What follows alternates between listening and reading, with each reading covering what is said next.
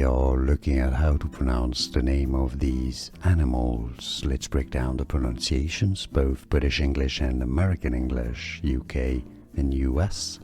Say it similarly as whales, whales.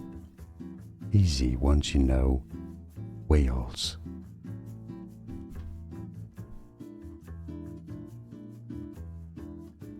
We are looking at how to pronounce the name of these animals. Let's break down the pronunciations, both British English and American English, UK and US.